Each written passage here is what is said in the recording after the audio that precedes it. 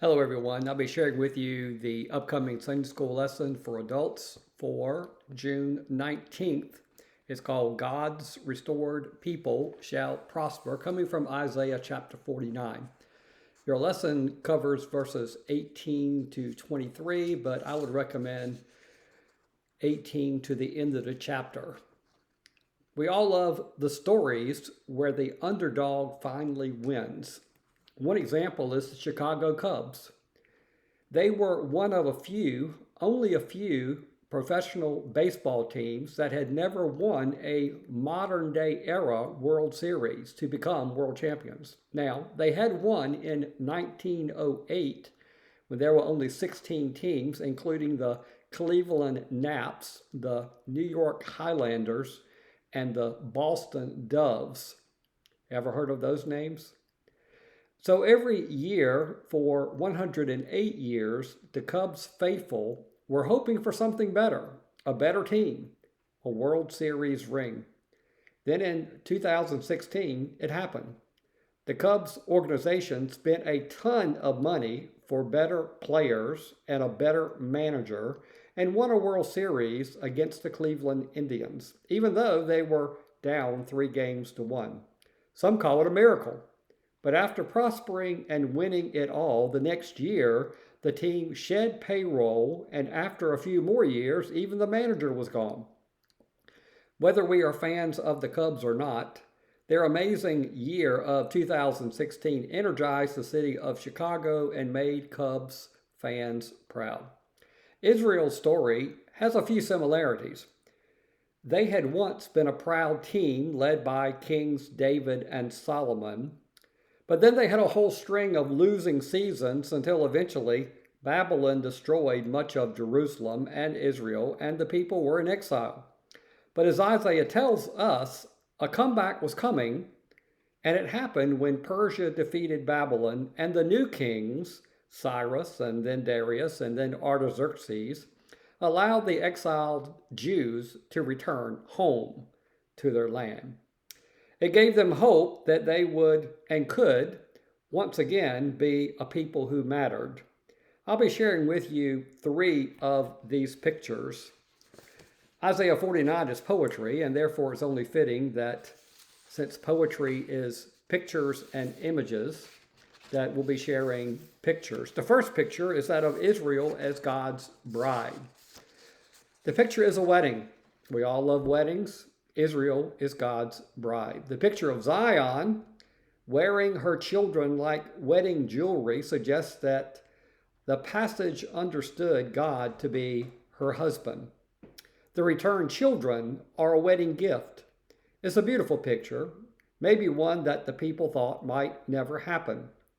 And it happened because even while in exile, in a terrible losing slump, God's hand was still upon Israel.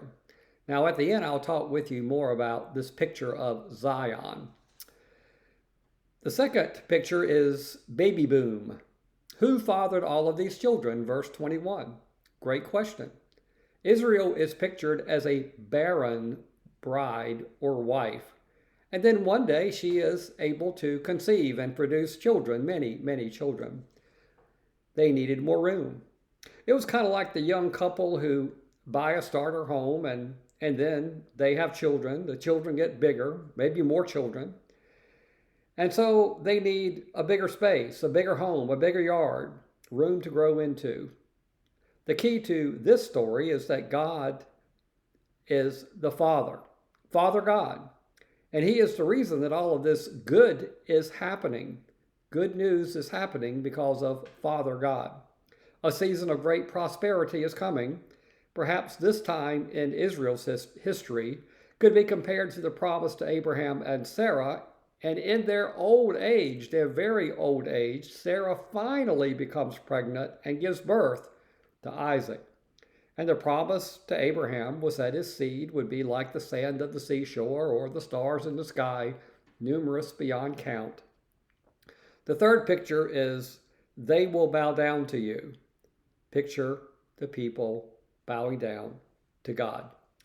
Perhaps this is the most amazing part of the story, and perhaps it has a parallel in the book of Esther.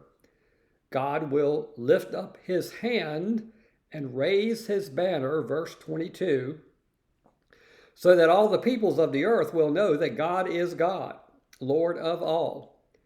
Those who had taken Israel captive will not only help bring the exiles back, but will bow down before Yahweh God, recognizing the awesome power of who God is, the God of Israel.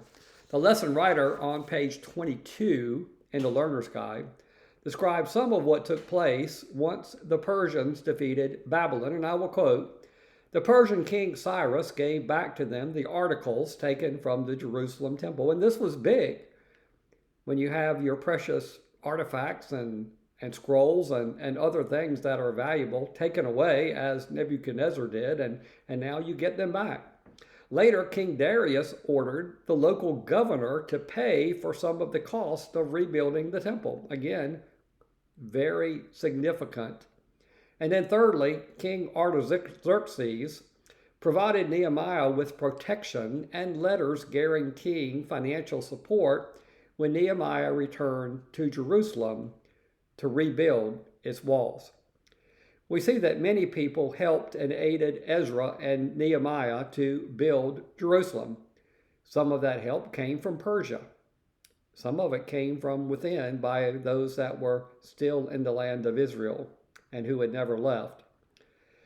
So aid coming from many sources, whether it was providing safe passage, providing building supplies, providing financially, or just providing the legal paperwork so that all this could happen. I describe the similarity to the book of Esther because while in Persia, Esther becomes queen and uses her position and the will of God to benefit the Jewish citizens still residing in Persia. Without Esther's intervention